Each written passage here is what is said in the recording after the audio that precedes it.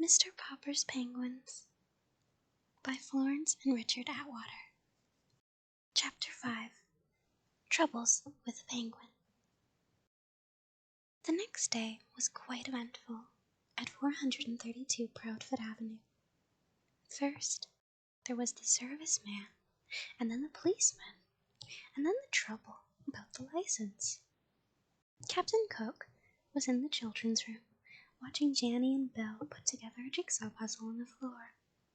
He was very good about not disturbing the pieces after Bill had spanked him for eating one. He did not hear the refrigerator service man come to the back door. Mrs. Popper had gone marketing for canned shrimps for the Penguin, so that Mr. Popper was alone in the kitchen to explain to the service man what he wanted done to the refrigerator. The service man put his tool bag down on the kitchen floor, looked at the refrigerator, and then at Mr. Popper, who, to tell the truth, had not shaved yet and was not very tidy. "Mister," he said, "you don't need no ventilating holes in that there door." "It's my icebox, and I want some holes bored in the door," said Mr. Popper. They argued about it for quite a while. Mr. Popper knew that to get the service man to do what he wanted, all he had to do was explain that he was going to keep a live penguin in the icebox, and that he wanted his pet to have plenty of fresh air, even though the door was closed all night. He felt a little stubborn about explaining, however. He didn't want to discuss Captain Cook with this unsympathetic serviceman, who was already staring at Mr. Popper as if he thought Mr. Popper was not quite right in the head. "Come on, do what I said," said Mr. Popper. "I'm paying you for it." "With what?" asked the service man. Mr. Popper gave the man a $5 bill. It made him a little sad to think how many beans it would have bought for Mrs. Popper and the children. The service man examined the bill carefully, as if he didn't trust Mr. Popper too much. But at last, he put it in his pocket, took a drill from his tool bag, and made 5 small holes in a neat pattern on the refrigerator door. "Now," said Mr. Popper, "don't get up. Wait a minute, there's one more thing." "Now what?" said the service man.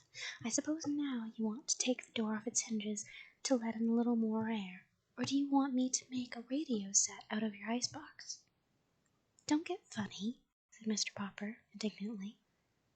"That is no way to talk. Believe it or not, I know what I'm doing. I mean, having you do. I want you to fix an extra handle on the inside of that box so it can be opened from the inside of the box." "That," said the service man, "is a fine idea." "You want an extra handle on the inside?" Sure, he said. And he picked up his tool bag. "Aren't you going to do it for me?" asked Mr. Popper. "Oh, sure, said the service man, edging toward the back door. Mr. Popper saw that for all his words of agreement, the service man had no intention of putting on an inside handle. "I thought you were a service man," he said. "I am. That's the first sensible thing you've said yet." "You're a fine kind of service man if you don't even know how to put an extra handle on the inside of an icebox door." "Oh, I don't I? Don't think I know how. As far as that goes, I've even got a spare handle in my tool bag, and plenty of screws. You needn't think I don't know how to do it, if I wanted to." Mr. Popper silently reached into his pocket and gave the service man this last $5 bill. He was pretty sure Mrs. Popper would be annoyed at him for spending all that money, but it could not be helped. "Mister," said the service man, "you win. I'll fix your extra handle, and while I'm doing it, you sit down on that chair over there, facing me, where I can keep an eye on you." "Fair enough," said Mr. Popper, sitting down. The service man was still on the floor, putting the final screws in that held the new handle, when the Penguin came out into the kitchen on his silent pink feet. Surprised at seeing a strange man sitting on the floor, Captain Cook quietly walked over and began to peck him curiously. But the service man was even more surprised than Captain Cook.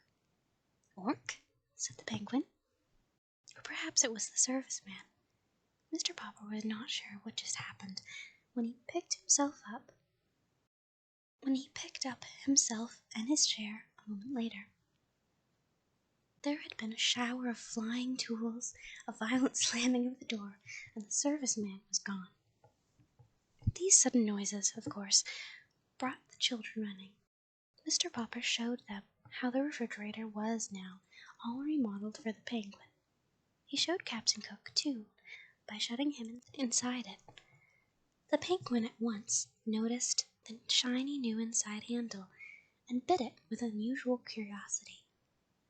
The door opened, and Captain Cook jumped out.